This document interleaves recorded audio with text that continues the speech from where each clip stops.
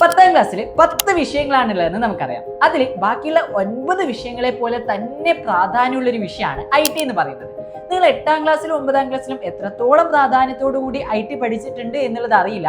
പക്ഷെ എന്ത് തന്നെ ആയാലും 10ാം ക്ലാസ്സിലേക്ക് എത്തുമ്പോൾ നമ്മുടെ SSLC സർട്ടിഫിക്കറ്റിൽ ആ 10 വിഷയങ്ങളും ഉണ്ടാവും. ആ 10 വിഷയത്തിലും നമ്മൾ ആഗ്രഹിക്കുന്ന ഒരു ഗ്രേഡ് വേണ്ടേ?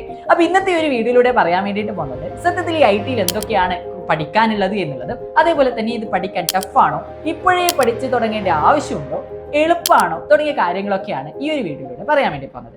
അപ്പൊ ആദ്യം തന്നെ പറയാം, നമുക്ക് ഈ മാറി വന്നിട്ടുള്ള പുതിയ സിലബസിൽ പ്രധാനമായിട്ട് പറയാനുള്ള ഒരു ഇൻട്രസ്റ്റിംഗ് ആയിട്ടുള്ള ഒരു കാര്യമുണ്ട്, റോബോട്ടിക്സ്. റോബോട്ടിക്സിനെ പറ്റിയിട്ട് നമ്മൾ പഠിക്കുന്നുണ്ട്. അതായത് വെറുതെ എന്തെങ്കിലും തിയറിയും കാര്യങ്ങളും അല്ല, റോബോട്ടിന്റെ കമ്പോണൻസിനെ പറ്റിയിട്ടും റോബോട്ട് എങ്ങനെയാണ് പ്രവർത്തിക്കുന്നതിനെ പറ്റിയിട്ടും, അത് കൂടാതെ നമ്മുടെ സ്കൂളുകളിലുള്ള റോബോട്ടിക് കിറ്റ് ഉണ്ട്. നിങ്ങൾ ലിറ്റിൽ കൈറ്റ്സിലൊക്കെ ഉള്ളവരാണെങ്കിൽ നിങ്ങൾ ചിലപ്പോൾ കണ്ടിട്ടുണ്ടാവും.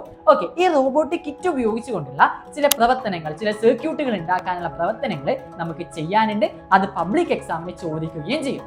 അതുകൂടാതെ പൈത്തൺ, ചിലപ്പോൾ നിങ്ങൾ പൈത്തൺ എന്ന പ്രോഗ്രാമിംഗ് ലാംഗ്വേജിനെ പറ്റിയിട്ട് IT ഫീൽഡിനോട് താല്പര്യമുള്ള, കമ്പ്യൂട്ടർ സയൻസ് ഒക്കെ ഇഷ്ടമുള്ളവരാണെങ്കിൽ ചിലപ്പോൾ നിങ്ങൾ എവിടെയെങ്കിലുമൊക്കെ കേട്ടിട്ടുണ്ടാവും പൈത്തൺ എന്ന ലാംഗ്വേജ്. ഇനി കേട്ടിട്ടില്ലെങ്കിൽ കുഴപ്പമില്ല, നമുക്ക് പഠിക്കാം. ഈ പൈത്തണിൽ ബേസിക് ആയിട്ടുള്ള കുറേ കാര്യങ്ങൾ നിങ്ങൾ ഭാവിയിൽ കമ്പ്യൂട്ടർ സയൻസ് ഒക്കെ എടുക്കാൻ താല്പര്യമുള്ളവരാണെങ്കിൽ നിങ്ങൾ അവിടെയൊക്കെ റിപ്പീറ്റഡ് ആയിട്ട് കേൾക്കാൻ പോകുന്ന പല ടേംസുകളുണ്ട്.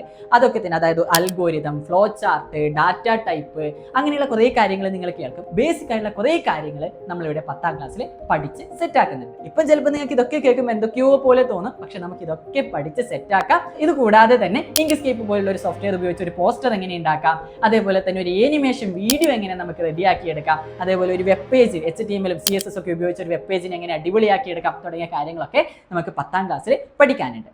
ഇനി അടുത്ത നിങ്ങളുടെ സംശയം, ഇത് പഠിക്കാൻ ടഫാണോ, നമുക്ക് ഇപ്പോഴേ തുടങ്ങേണ്ട ആവശ്യമുണ്ടോ തുടങ്ങിയ കാര്യങ്ങളാണ്. സത്യസന്ധമായിട്ട് പറയാം, നിങ്ങൾ ഇത് അവസാനത്തേക്ക് മാറ്റി വെക്കുവാണ്, ആ ഒരു എക്സാമിന്റെ ടൈമിൽ പഠിക്കാൻ വേണ്ടി തീരുമാനിക്കുകയാണെങ്കിൽ ചിലപ്പോൾ നിങ്ങൾക്ക് നല്ല ബുദ്ധിമുട്ട് നേരിടാനുള്ള സാധ്യതയുണ്ട്. കാരണം കുറേ കാര്യങ്ങൾ പഠിക്കാനുള്ളത് പോലെ നിങ്ങൾക്ക് തോന്നും.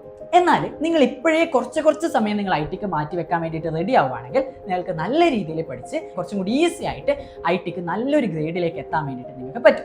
ബാക്കിയുള്ള 9 വിഷയങ്ങളെക്കാൾ കുറച്ചുകൂടി എളുപ്പത്തിൽ നിങ്ങൾക്ക് നല്ലൊരു ഗ്രേഡിലേക്ക് എത്താൻ പറ്റും. എങ്ങനെ?